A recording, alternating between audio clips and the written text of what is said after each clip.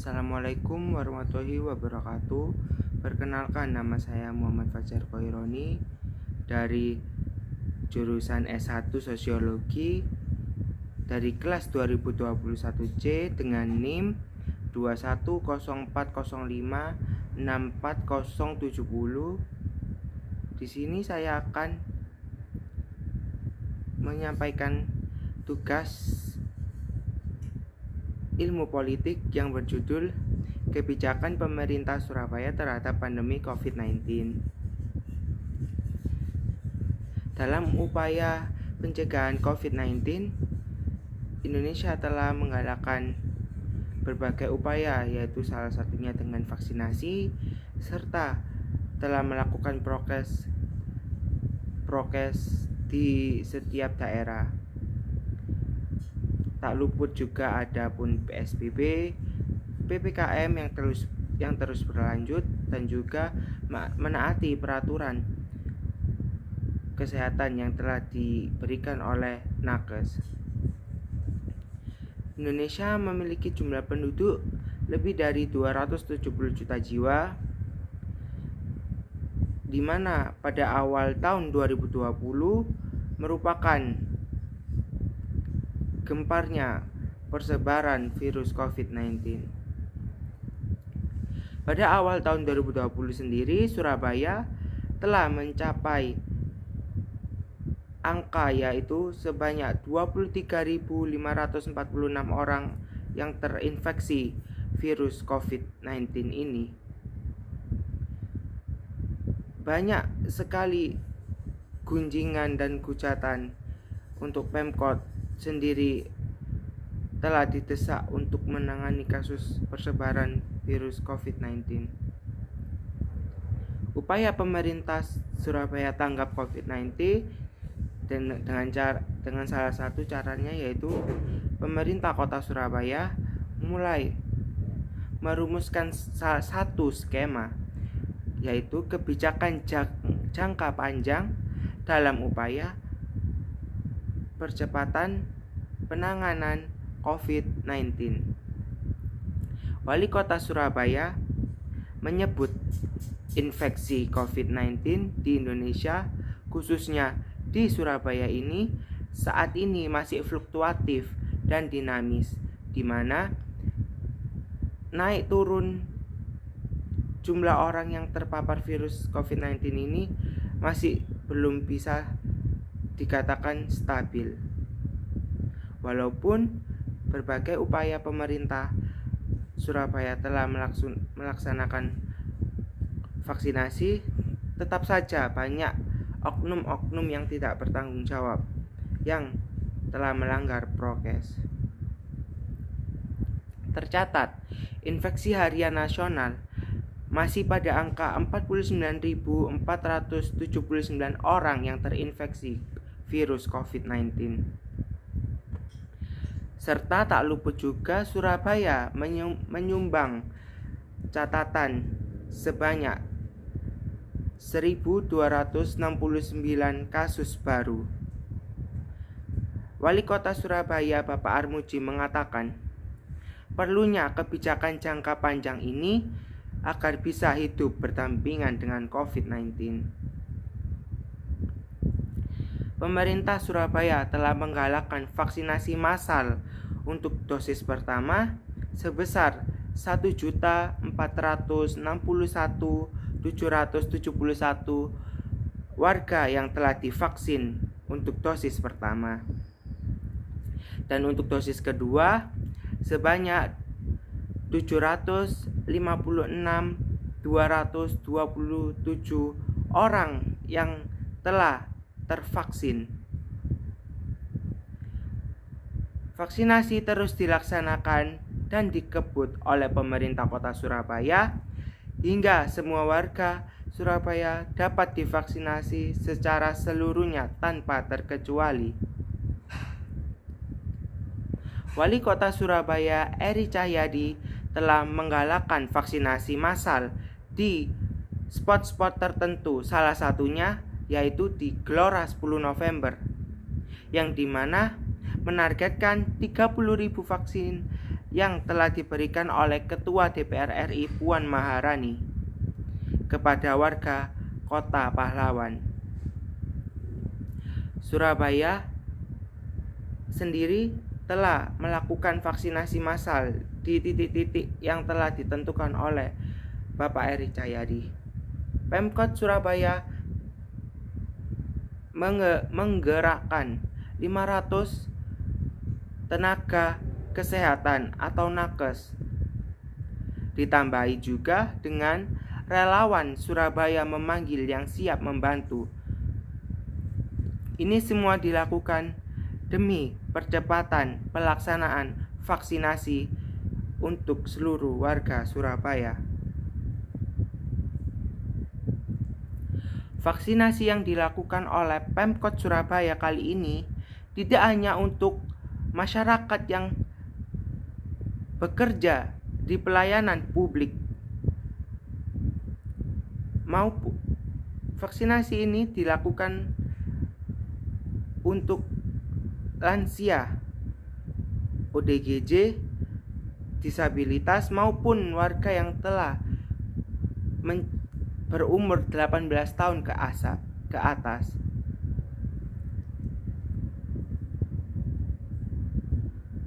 Menurut saya, Bapak Eri Cahyadi telah melakukan apa yang disebut dengan legitimasi masyarakat terhadap kepemimpinannya di Kota Surabaya. Masyarakat telah mengakui kewenangan, keputusan, ataupun kebijakan yang diambil oleh pemimpin.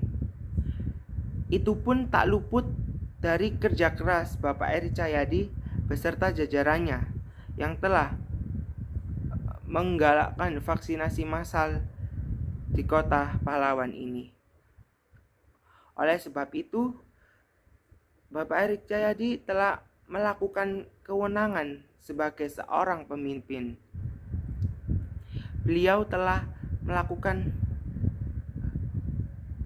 hak-haknya serta visi misi yang telah diucapkannya untuk membangun Kota Surabaya di era pandemi COVID-19 saat ini. Oleh sebab itu, marilah kita sebagai masyarakat yang taat akan peraturan, mengikuti arahan serta protokol kesehatan yang telah dikeluarkan oleh nakes untuk menanggulangi persebaran virus COVID-19 di Kota Surabaya ini. Berikut saya akan tampilkan salah satu contoh aksi dari vaksinasi massal yang berada di daerah tempat saya, yaitu di Gelora 10 November. Sekian dari saya, terima kasih. Wassalamualaikum warahmatullahi wabarakatuh.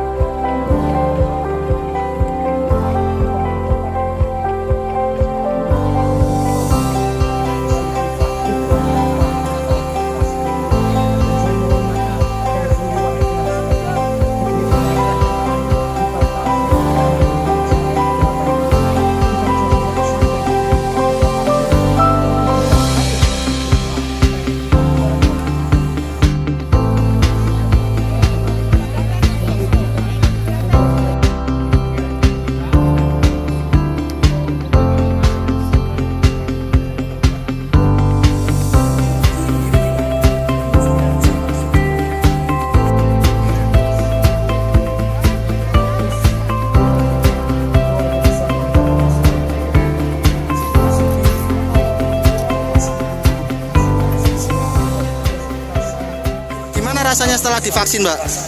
Nggak sakit. Nggak sakit. Oh, ini vaksin berapa ini, Mbak? Baru pertama. Oke, harapannya apa sih, Mbak, setelah divaksin ini? Ya biar corona ini cepat sini, terus kita wis bebas dari Kita melakukan vaksinasi percepatan. Pemerintah kota dengan Forkompinda Kota Surabaya mempunyai target 50.000 per hari.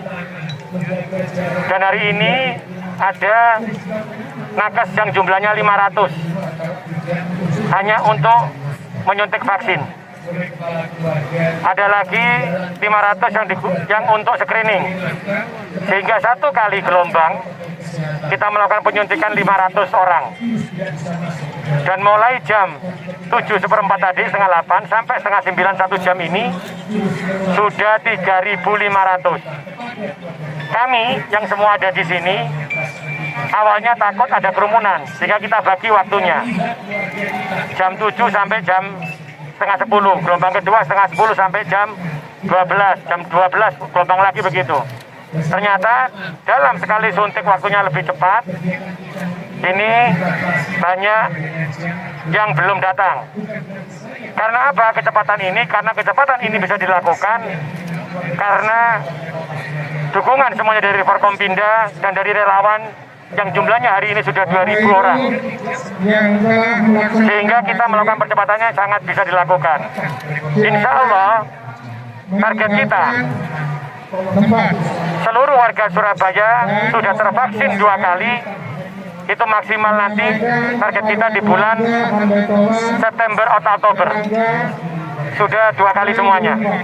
Karena hari ini yang sudah divaksin kedua itu 596.000.